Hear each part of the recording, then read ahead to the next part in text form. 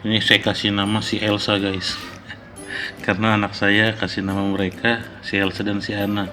Ini dengan bulus yang tadi di sini guys ya, yang kecil.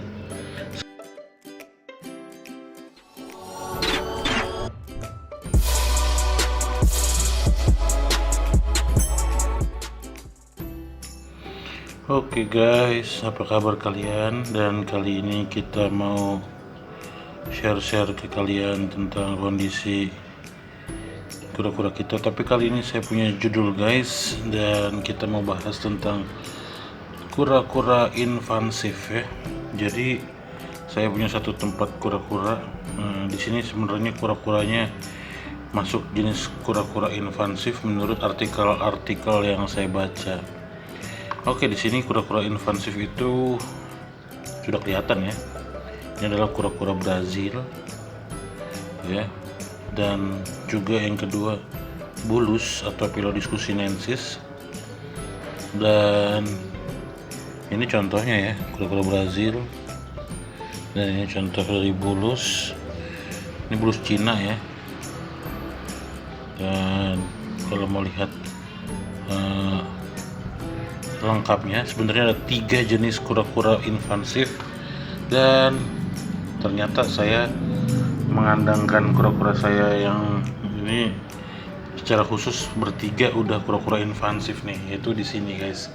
Ini di sampingnya ya. Oke deh, kita ke tempat sebelah. Nah, kalau menurut artikel yang saya baca, kura-kura invasif itu di Indonesia itu ada 3 ya. Kura-kura invasif itu artinya kura-kura ini bukan berasal dari Indonesia, tapi kura-kura ini berkembang dengan baik di Indonesia, bahkan melebihi kura-kura asli Indonesia perkembangannya ya, dan menguasai wilayah habitatnya di Indonesia ya.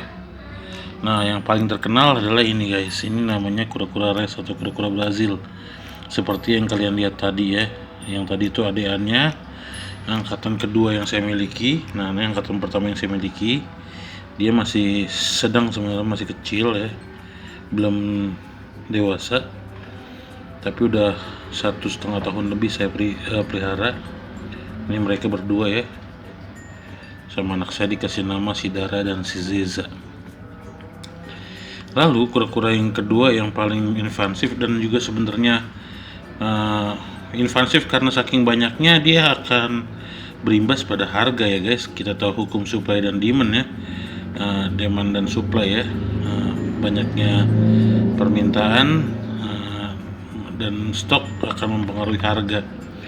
Nah, kalau ukurannya kura-kura invasif ini masih baby kayak yang tadi sih sebenarnya udah agak up ya. Tapi kalau masih baby banget itu harganya di pasaran itu sekitar 20.000 sampai 35.000 ya.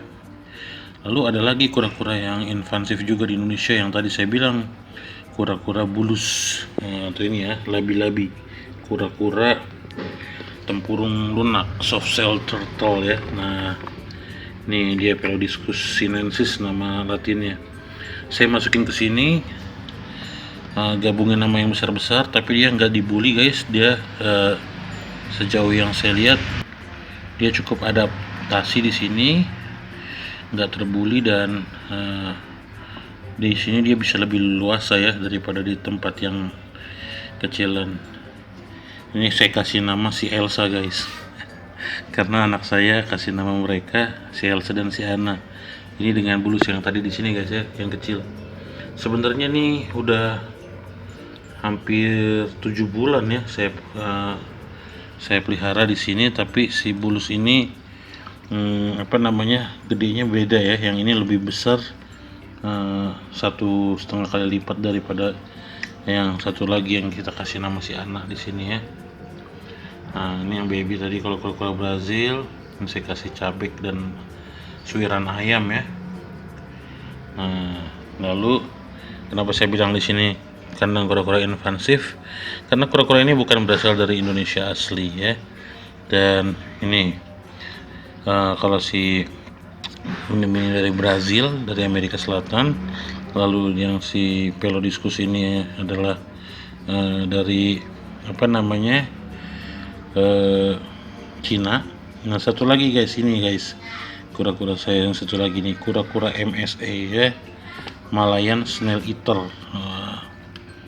Kalian bisa lihat bentuk mukanya yang lucu banget ya, khas banget, serem ya, kayak harimau gitu guys. Nah, ini kura-kura MSA.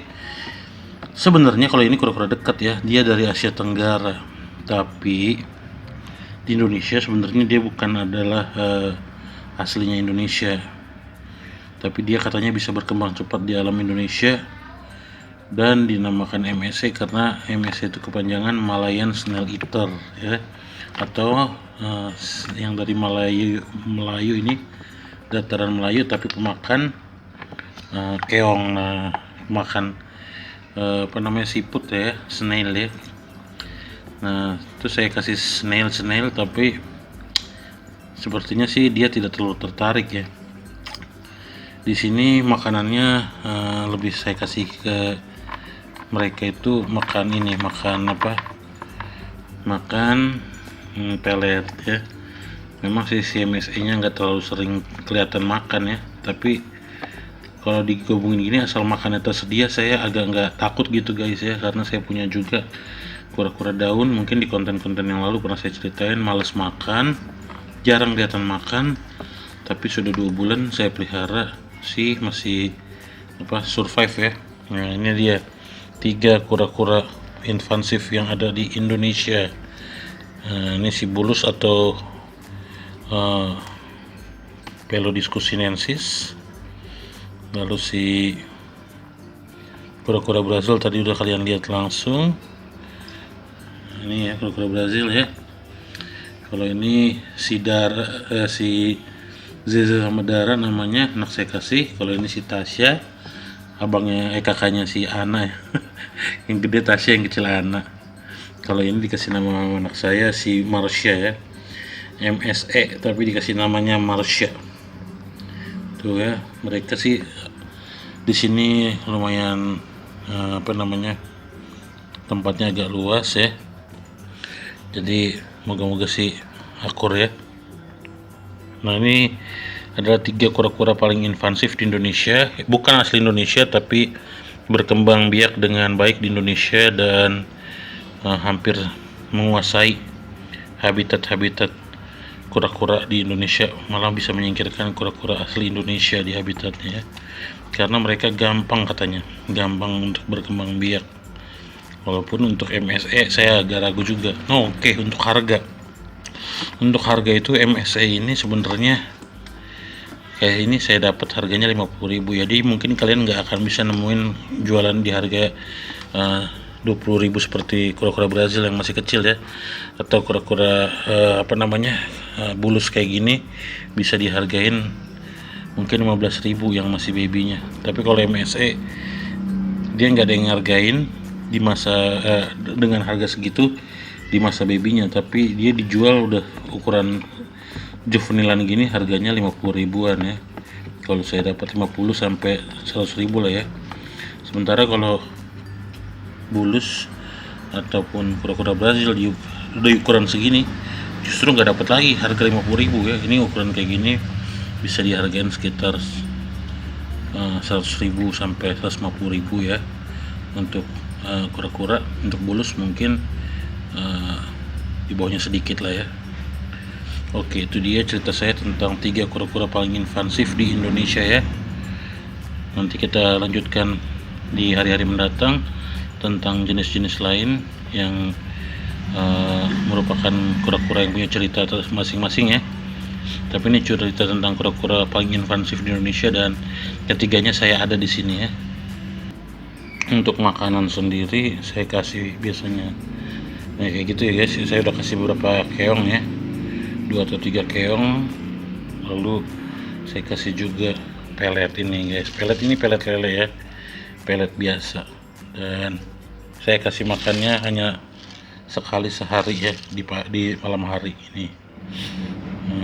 Kalian bisa lihat ya, tuh si kura-kura Brazilnya sih langsung makan ya. Kalau si MSC nya agak mager, tapi saya rasa sih dimakan juga ya, dalam kondisi nggak dipantau mungkin dia bisa makan juga. Oke deh, segitu dulu cerita kita. Jangan lupa like, subscribe, dan di komen ya, nanti kita cerita tentang jenis kura-kura yang lain di lain waktunya ya. Oke deh, bye.